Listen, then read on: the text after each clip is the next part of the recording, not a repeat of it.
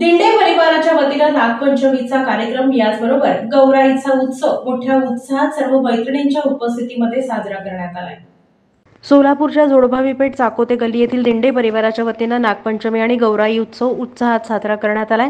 नागपंचमीच्या दिवशी दिंडे यांच्या घरासमोर मातीच्या नागोबाची विधिवत प्रतिष्ठापना करण्यात आली. सौ सोनाली दिंडे, महेश अण्णा दिंडे यांनी पौरोहित्य केलं. अनेक महिलांनी नागोबाचं औक्षण करून दर्शन घेतलं. सायंकाळी महिलांनी फेर धरून गाणी सादर केली. दुसऱ्या दिवशी सायंकाळी गौराईचं पूजन करण्यात आलं.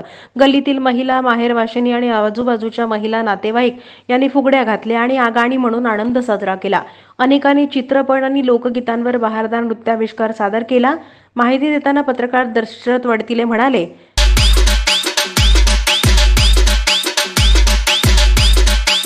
हार्दिक नमस्कार.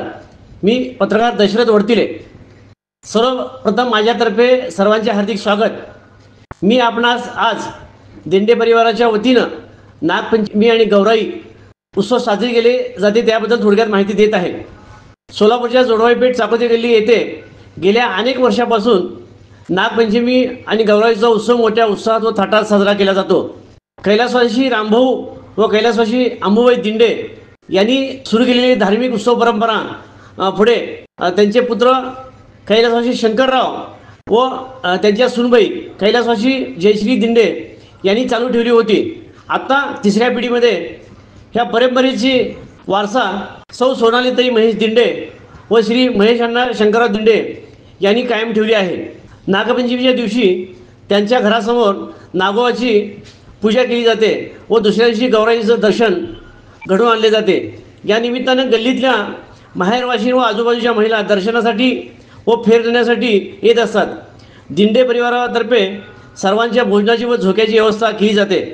नागपंचमीच्या दुसऱ्या दिवशी गौराईला निरोप देण्यासाठी प्रचंड गर्दी झालेली असते. त्यावेळी महिला फेर धरतात व मनसोक्तपणे जल्लोष साजरा करतात. त्याचीशी झलक आता आपल्याला पाहायलाच मिळणार आहे.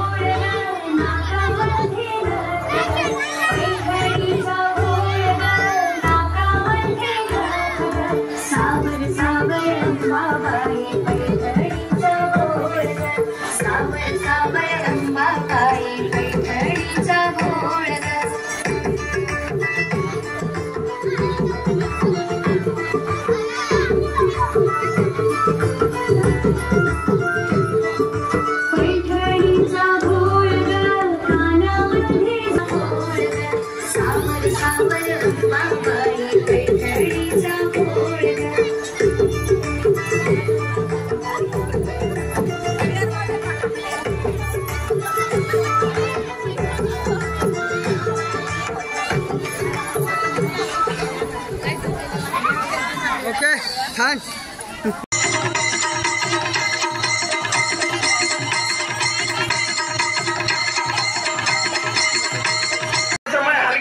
बजाते मेरा पुरुष टूट गया